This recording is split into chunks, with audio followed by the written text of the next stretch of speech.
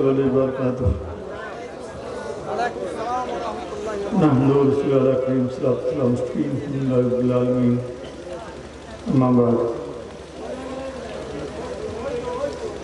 आज की सभा के सभापति जी, मदरसा फैजुल उलूम के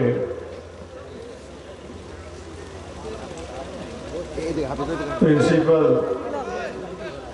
कारी सैफुल्लाह साहब,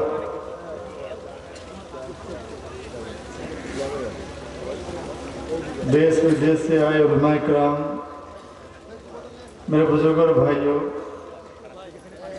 पर्दे के पीछे बैठी मेरी माँ और बहनों, आमी हिंदी मानुस,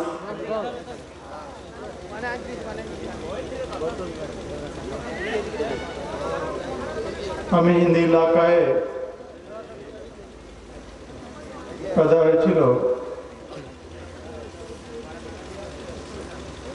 आप बंगाली मानुस, आप बंगाल में पैदा हुए, आपको बंगाली आ गई, मुझे हिंदी आ गई। आपने मुझे पहले बुलाया नहीं, वरना मैं भी बंगला सीख जाता। आप बुलाते रहेंगे तो मैं भी बंगला सीख करके बंगला बोलना शुरू कर दूंगा। अभी बंगला मोटा मोटी बुझते पारी बोलते पारी।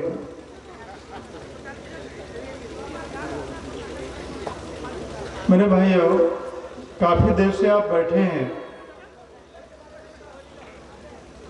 और मैं सबके चेहरे देख देख के सबके चेहरे याद हो गए। अक्सर मैं दिन जलसों में जाता हूँ, 10, 15, 20 मिनट स्टेज पे रहता हूँ। अभी बांग्लादेश गया था तो सिर्फ 7.5 मिनट बात की, 15 मिनट ट्रांसलेटर ने 22-23 मिनट में स्टेज से पार। लेकिन आप सुनने में इस गांव के लोग अच्छे हैं, यहाँ के लोग अच्छे श्रोता हैं, सुनते हैं ध्यान से, बात कहने में भी मजा आएगा। लेकिन मजा किरकिरा कर दिया हमारे हालात ने। अभी क्योंकि सुप्रीम कोर्ट में केस चल रहा है बाबरी मस्जिद का, अगर मैं कुछ बोलूंगा तो सरकार को जुकाम हो चुका है, पहले नजला गिर जाएगा इनका। अब ये सरकार बहाना ढूंढ रही है कि मुसलमान किसके सर के ऊपर मटकी फोड़े, किसके सर पर ये सेहरा बांधे। आजकल लोग सिर्फ और सिर्फ बहाना ढूंढ रहे हैं। अब हकीकत क्या है, मैं आपको थोड़ा, जैसे कि क्योंकि कारी साहब का हुक्म भी है, मेरे मेजबान हैं, तो उन दोनों का पासा लिहाज रखते हुए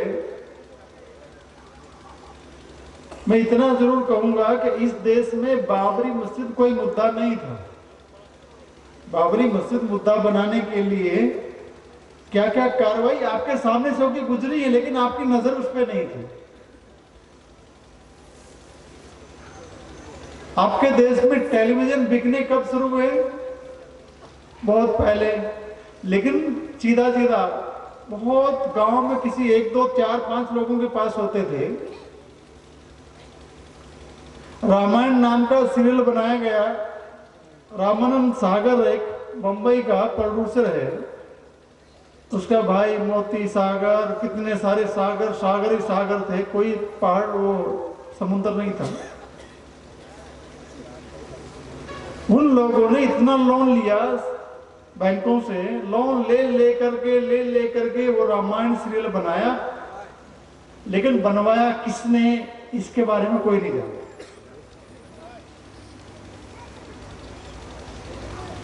उस सीरियल बनाने में इनको कर्जा हो गया बहुत।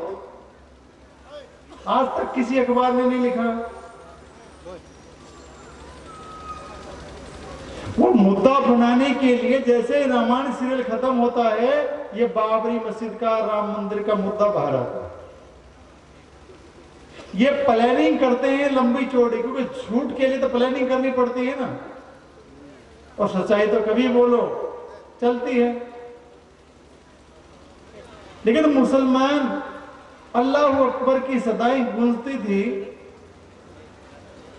अल्लाह अकबर के मायने तो आज भी इस महफिल में कुछ लोग बैठे होंगे अल्लाह अकबर के बंगला हिंदी मायने नहीं बता पाएंगे। हम ऐसे मुसलमान बन गए हैं, मुसलमान तो मुसलमान ईमान वाला होता है।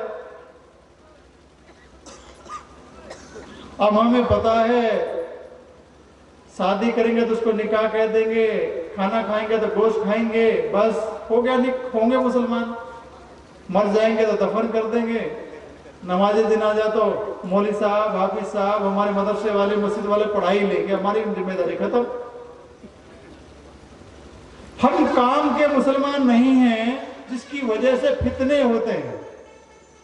ये जितने भी दुनिया में फितने होते हैं मुसलमान के ना जागने, ना समझने, ना समझाने की वजह से होते हैं। मुसलमान ही इस दुनिया का जिम्मेदार चौकीदार है। ये मोदी जी चौकीदार नहीं है। कहता है चौकीदार कौन है? कुरान कहता है तुम्हें भेजा गया है, निकाला गया, मां के पेट से निकाला, इधर 3 अंधेरों से निकालकर अल्लाह ने इस दुनिया में इस इंसान को भेजा है। ईमान वाले से अल्लाह ताला कह रहे कि तुम्हें इस दुनिया में भलाई का हुक्म देने के लिए भेजा और बुराई को रोकने के लिए भेजा। लेकिन करते क्या आप? भलाई करना जानते नहीं, बुराई करना शुरू कर दिया। मुसलमानों, आपकी हमारी वजह से ये दुनिया बदनाम हो रही है।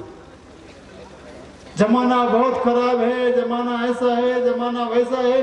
कुरान में तो अल्लाह कहता है जमाने को बुरा मत कहो, जमाना हम हैं। लेकिन कितने सारे बंगला मुसलमान कहते हैं दुनिया बहुत, जमाना बहुत खराब है। गोया अल्लाह ताला को तोहमत लगा रहे हैं, अल्लाह की शान के खिलाफ बोल रहे हैं। मेरे बुजुर्गों भाइयों, मैं बयान तकरीर नहीं करूंगा, आप मुसलमानों की और मेरी अपनी हकीकत बता रहा हूं। मैं भी 25.5 साल से मुसलमान हूं, मैंने कौन से तीर मार लिए? बात वही है। अगर आप मुसलमान, जिस वक्त ये बताया जा रहा था ये मस्जिद कब्जा करके मंदिर को तोड़ के बनाई गई है, आपके हमारे हालात अच्छे होते, हम उलमा किराम को साथ देने वाले होते, उलमा किराम के पास मदरसे में जाके, मस्जिद में जाके पढ़ने वाले होते, तो मदरसों की तादाद, मसाजिद की तादाद, हमारी तादाद, सच्चे मुसलमानों की तादाद होती और वो तादाद इस्लाम को समझती, अल्लाह ताला के हुक्म को समझती। देखो कितने सारे लोग हैं, बस देखने आए थे, चलना शुरू कर दिए। कारी साहब का बात को भी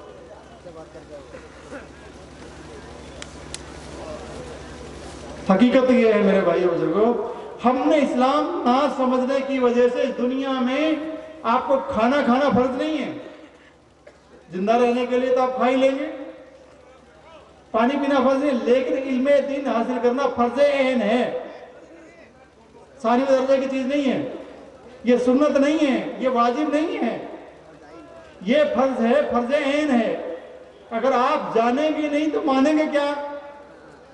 लेकिन आप में से कितने लोग मदरसे में गए हैं, कितने लोग फजर की नमाज में मस्जिद में जाते हैं? जब मस्जिद मदरसे से आपका ताल्लुक नहीं तो आप ईमान वाले कितने हैं? अपना मुहासबा कर लीजिए, अपना आपका जायजा ले लीजिए।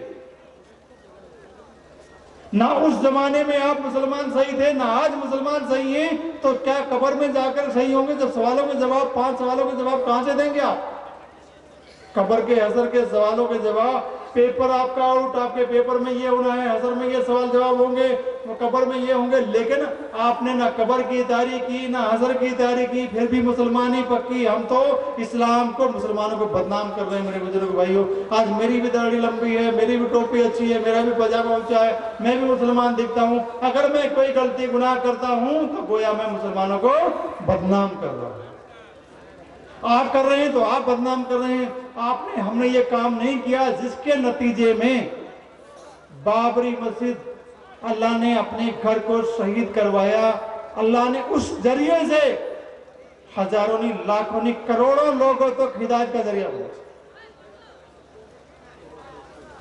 वो बाबरी मस्जिद किसी कब्जा की जगह पे नहीं बनाई गई थी, ये बात तो मैं कहूंगा, क्योंकि इसके सारे कागजात जामिया मिलिया इस्लामिया यूनिवर्सिटी दिल्ली और अलीगढ़ मुस्लिम यूनिवर्सिटी में इसके पेपर मौजूद हैं, इसकी पूरी तारीख हाजिर है, मौजूद है, लेकिन उस तारीख को नहीं छेड़ा जा रहा क्योंकि वो कोर्ट का मामला है। कोर्ट देख ले, पढ़े लिखे जज बैठे हैं और जज जो है ना उस पेपर को, फाइल को हाथ लगाने के लिए तैयार नहीं है। सबको पता लग गया क्योंकि पेपर की फाइल में जो लिखा है, अगर हम इस पर सही फैसला करेंगे तो वैसा हो जाएगा, नहीं करेंगे तो वैसा हो जाएगा। सब बचते फिर रहे हैं। बहरहाल उन बातों को करने से फायदा क्या, क्योंकि जब जज भी डर रहे हो इस देश में तो बचेगा कौन। अगर आप आवाज ना करें तो यहां भी बात हो जाए। मेरे बुजुर्गों भाइयों, ये जितने भी मामले आपके देश में हो रहे हैं, मैंने आपको आज करबेन ना चुपचाप बसुन, आज करबेन ना चुपचाप बसुन। मुसलमान इस दुनिया में बर्पा किया गया था सिर्फ भलाई के। भलाई सबसे बड़ी भलाई, से बड़ी भलाई क्या हो सकती है? जैसे हमारे एक भाई ने अभी कलमा पढ़ा, मुसलमान बने, कितनी खुशी की बात हुई। आप खुशी में, जज्बात में उनका ताउन तो कर रहे हैं, लेकिन एक बात बता दूं मेरे बुजुर्गों भाइयों, भाई आपसे मैं मिल लिया, बात कर ली, हाँ भाई मोहम्मद आमिर, जिसका नाम पहले बलबीर सिंह था, मैं पानीपत हरियाणा का रहने वाला हूँ। आपके मोबाइल है, गूगल पे डाल के देखेंगे मोहम्मद आमिर बलबीर सिंह, पूरे मेरे वीडियो आ जाएंगे, पूरी कहानी आ जाएगी, अखबारों की स्टोरी आ जाएगी। आप कितने मोदी के चेले कहते रहे कि हमारा आदमी नहीं है, मैं उनका आदमी नहीं हूँ भाई, मैं अपनी बीवी का आदमी हूँ। हमारे आदमी हस्बैंड को बोलते हैं, शोहर को बोलते हैं, पति को बोलते हैं, इनके जैसे नहीं है हम लोग। मैं आपसे अर्ज ये करना चाहता हूँ मेरे बुजुर्गों भाइयों, ये जितना मामला चल रहा है, जिस पर मैं बात कर रही है, सारे जलसे का दारोमदार इस बात पे है कि जो फैजुल मदरसे का जो प्रकाश, उसकी रोशनी, उसका फायदा, उसका फैज पहुंचना चाहिए। फैजुल तो तब बनेगा ना जब इसका फैज हम उठाएंगे। उलमा इकराम तो फैज पहुंचा रहे हैं, मदरसा फैज पहुंचाने को तैयार है। आप इसमें मदरसे में बच्चे को डालेंगे और वो जो बच्चे डाल दिए उनको आगे चलने देंगे, चलाएंगे तो इसका फैज पहुंचेगा, वरना नाम तो फैजुल उलूम रह जाएगा, आपका काम खराब हो जाएगा। देखो दूसरी बात, आप इस मदरसे पे किसी पे एहसान नहीं करें मेरे बुजुर्गों भाइयों। कुरान में अल्लाह ताला सूरह बकरा फरमाते हैं कि मेरे बंदे, जो तू मेरे रास्ते पे खर्च करता है, मैं तो उसी वक्त उसका 700 गुना तुझे लौटा करके देता हूँ। कितना देते हैं? 700 गुना लौटाते हैं, गारंटी दावा है। लेकिन अब तो रमजान आने वाला है, उसका रेट बढ़ जाएगा करेंसी का। जैसे हम मोदी जी के आने के बाद हमारे डॉलर बहुत महंगा हो गया, पहले 49 रुपये था $1 का रेट, अब 75 रुपये हो गया है। ऐसे रमजान में जो आप दान करेंगे, पुण्य करेंगे, ज़कात निकालेंगे, इमदाद देंगे, उसका रेट बढ़ जाएगा। आप बढ़े हुए रेट में क्यों शामिल नहीं होते? इस मजबे में कितने सारे लोग आए हैं, देश से विदेश से कितने लोग उलमा इकराम हैं जो रातों को उठ उठ करके आंखों से पानी बहाते हैं, जिनकी दुआएं अल्लाह सुनता है। ऐसे माहौल में आमीन कहलवाने के लिए आप क्यों नहीं देते? आज मुझे मालूम पड़ा है कि जलसे में बहुत खर्च हुआ, लेकिन सामने तो बहुत थोड़े से पैसे आए हैं। मेहमानों को बांग्लादेश से बुलाया, मेहमानों को हरियाणा से, हैदराबाद से बुलाया, मेहमानों को दूर दूर से बुलाया। हमारे कारी सैफुल्लाह साहब ने कितनी मेहनत की, लेकिन आप लोगों की तादाद देख करके, आप लोगों के चेहरे को देख करके नहीं लग रहा आपने फायदा उठाया। मेहमान आए, उनकी दुआएं ली, उनकी तकरीर सुनी, उनका वाज और नसीहत सुनी, खूब ज्ञान हासिल किया। लेकिन ज्ञान के बदले तो खर्च करना पड़ता ना भाई। आपने खर्च कितना किया है? एक आदमी के हिसाब से अगर 200 रुपए खर्च करें, आज आपको बता दूं हैदराबाद में, भाई थोड़ी देर आराम से बैठ जाइए, हैदराबाद में कोई भी दावत होती है, मैं 11 साल से हैदराबाद में दावत के सेंटर को देख रहा हूँ, उसकी जिम्मेदारी है। भाई अल्प बसुन भाई, सामान एक बसबेन, मेहमान और कয়েক मिनट कथा बोलबेन, तो उठाउटी करबेन ना। एक जलसा होता है तो 200 रुपये का आदमी के खाने पे खर्च होता है, पंडाल पे खर्च होता है। आपका खाना भी बना, पंडाल भी बना, तो 200-300 रुपये आप मदरसे में डालेंगे तो खर्च हो जाएगा। आगे मदरसा कैसे चलाएंगे? काम कैसे चलेगा भाई? अभी मैं दिनाटा में गया था, कुछ बिहार में, थोड़ी देर स्टेज पे बैठा और अंदर 7 लाख रुपए वहां के लोगों ने लाकर डाल दिए। आप दिनाटा वाले से पीछे तो नहीं रहेंगे भाई? दिन आटा वाले से आगे जाएंगे कि नहीं आएंगे? भाई कुछ व्यवहार से आप अच्छे हैं कि नहीं हैं? भाई अच्छे बनेंगे कि नहीं बनेंगे? अच्छे बनने के लिए क्या करना पड़ेगा? खर्च करना पड़ेगा ना।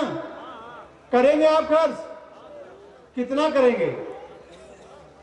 उन्होंने 7 लाख रुपए 5 मिनट में लाके दे दिए और ये कहा ये 100 रुपये मेरा एडवांस लो, मेरे नाम के इतने लिख दो, ये 1000 रुपये लो, मेरे नाम के इतने लिख दो।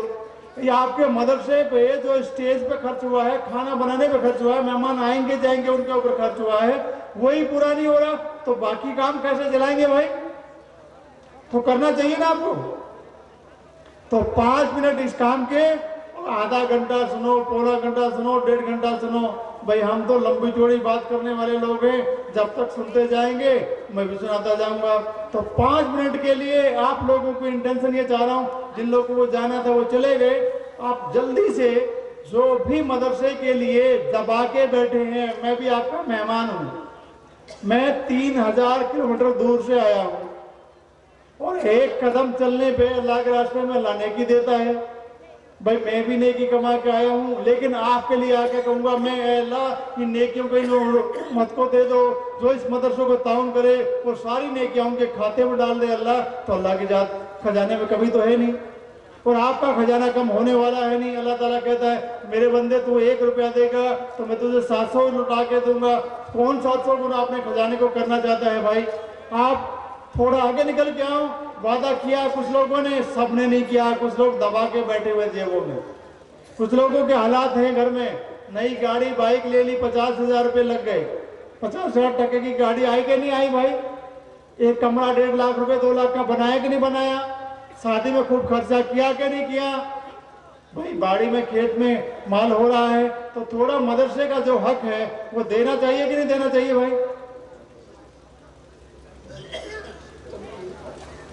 तो मुझे तो ये अंदाजा हो रहा है कि आज जो है आपके बीच में मैं पहले आऊंगा, खाली हमारे कारी सैफुल्लाह साहब जब बुलाएंगे ना, जब मुझे कहेंगे आराम कर लो, मैं चुपके से आके स्टेज पे बैठ जाऊंगा और माइक लेकर तस्कील चंदगी करने लगूंगा।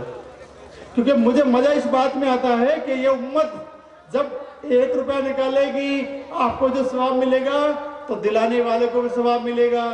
तो मैं सवाब में कमजोर रह गया भाई, तो मुझे भी सवाब मिलना चाहिए कि नहीं चाहिए भाई? थोड़े से पैसे ला के दे दो, ज्यादा नहीं भाई। हम भी हरियाणा के लोग हैं, हम दूध घी खाने वाले लोग हैं, मछली भात खाने वाले लोग नहीं हैं, तो हमें भी जिद्द आ जाती है।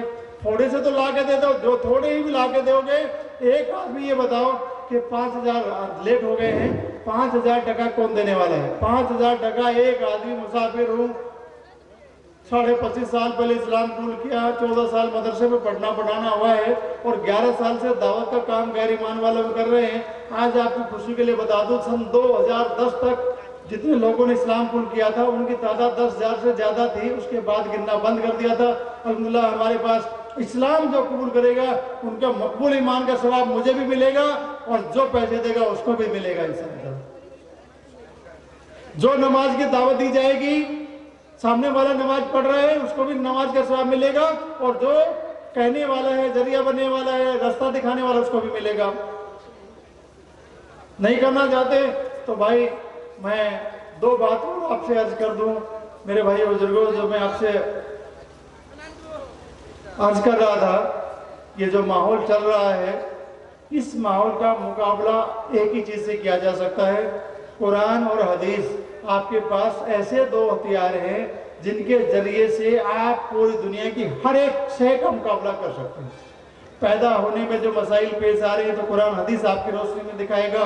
बच्चा तरबियत करने में आपको तकलीफ आ रही है तो कुरान हदीस आपको रोशनी दिखाएगा। जब बच्चा बढ़ रहा है, आगे पढ़ रहा है, शादी करा तो कुरान हदीस रोशनी दिखाएगा। जब शादी का मामला आ गया तो कुरान हदीस रोशनी दिखाएगा। और मौत होगी तो कुरान हदीस रोजी का जरिया बनेगा तो कुरान हदीस रोशनी दिखाएगा। जब कुरान हदीस आपके पास है, समझने के लिए समझने का मौका आपको कब मिलेगा? घर में बैठ के नहीं मेरे भाई बुजुर्गों। इन मदारिस को आबाद करो। मदारिस को आबाद करने के जो तरीके हो सकते हैं वो सारे तरीके लगा दो। नहीं तो आपको कोई हुकूमत, ये दुनिया के जो लोग हैं जो हुकूमतों पर काबिज हैं, वो आपकी हमारी गुमराही कोताही से की वजह से काबिज हैं। अल्लाह ताला जालिम हाकिमों को तब मुसल्लत करता है जब मुसलमान अपना हक अदा करना बंद कर देते हैं, जब बंदा अपने अल्लाह की बात मानना बंद करता है, जब उम्मती अपने नबी की बात मानना बंद कर देता है।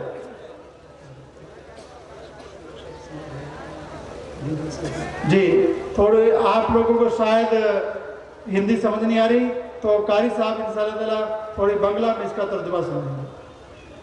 ভাই আপনারা প্রতিশ্রুতি দিয়ে উঠে উঠতে শুরু করলেন, এত বড় একজন বক্তাকে পাশে রেখে দিয়েছি, এই জন্যই যে উনি বক্তব্য করবেন আপনারা শুনবেন। আপনারা যদি শোনেন তাহলে উনি বক্তব্য করবেন। আপনাদের কি রায়, আপনারা শুনবেন না শুনবেন? শুনবেন। তাহলে একটু আগে আগে বসি, সরে আসুন, এদিকে ওদিকে ছড়িয়ে ছিটে না বসে আগে বসে, আগে বসে সরে আসুন ভাই। লা ইলাহা ইল্লাল্লাহ, লা ইলাহা ইল্লাল্লাহ। ভাই কালমা জিকির করুন, লা ইলাহা ইল্লাল্লাহ, লা ইলাহা ইল্লাল্লাহ, লা ইলাহা ইল্লাল্লাহ। ভাই বসুন, বসুন ভাই। আর কিছুক্ষণের পরে আমাদের হযরত মাওলানা আব্দুল বাসিত সাহেব আজহারী উনি বক্তব্য শুরু করবেন ইনশাআল্লাহ। আর হযরত বাস শেষ করতে চলেছেন, হযরত শেষ করে দিচ্ছেন এখনই। হযরত অনেক কথা হয়েছে, আপনারা হয়তো বুঝতে পারেননি।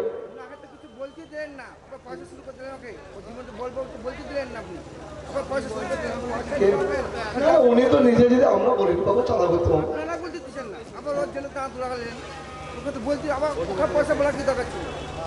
আরে বাবা আপনি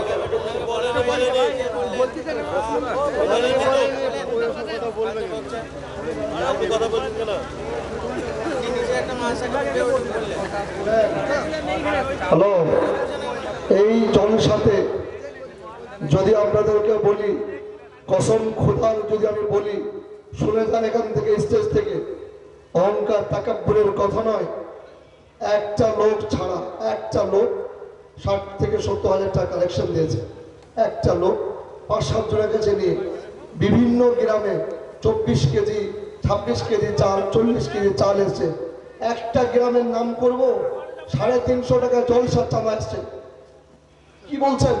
এখানে 150 হাড়ি বিরিয়ানি হয়েছে, যার খরচা 5.5 লক্ষ টাকা।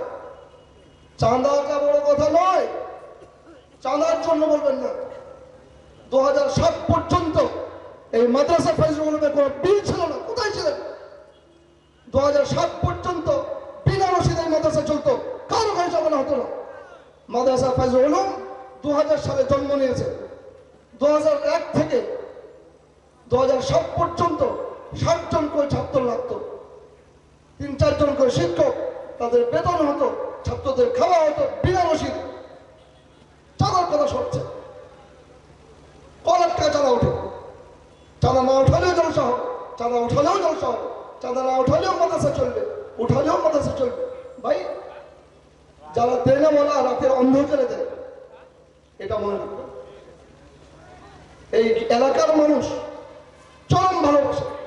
জিজ্ঞাসা করে দেখুন, প্রত্যেক মাসে মাসে এখানে দোয়ার মাহফিল হয়, প্রত্যেকটা মাসে মাসে একটা করে হাজার হাজার টাকা খরচ হয়। আমরা আজ পর্যন্ত একটা দোয়ার মাহফিলের জন্য কোনো চাঁদা করি না। একটা দোয়ার মাহফিলে যদি 1000 লোক হয়, 1000 লোককে বিরিয়ানি খাওয়ার জন্য 80,000 টাকা খরচা হয়, কার কাছে চাঁদা করবে? চাঁদার কথা কেন বলছে? আমাদের 12 মাসে কমসে কম দোয়ার মাহফিল হয় 8টা। তা 8কে 80 দিয়ে গুণ করেন, হিসাব করে দেখুন কেন চাঁদার কথা বলছে আমাদের। আল্লাহ তাআলা মাফ করে দিন। আস্তাগফিরুল্লাহ।